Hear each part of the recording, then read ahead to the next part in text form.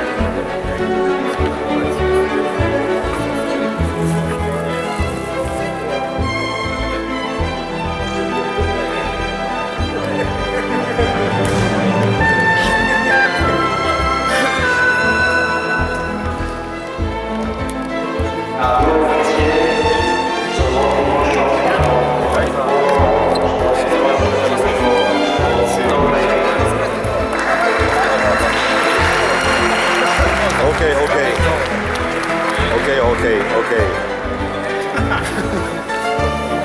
Guarda, però.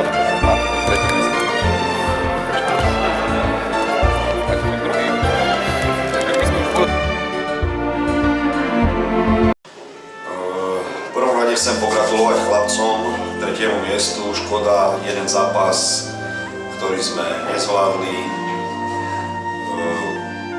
Nás stál prvé miesto, čo si myslím, že bolo v našich silách, že by sme to uhrali.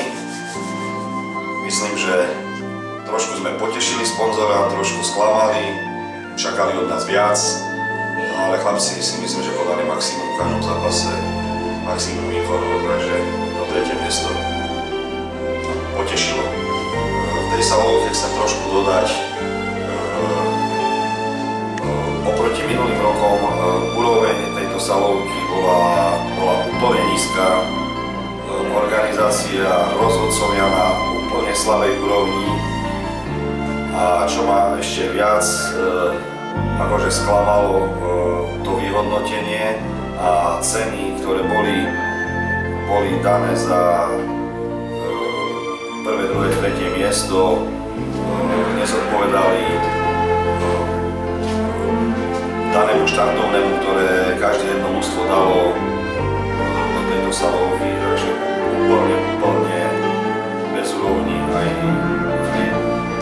celá organizácia celej salovky ma sklamala.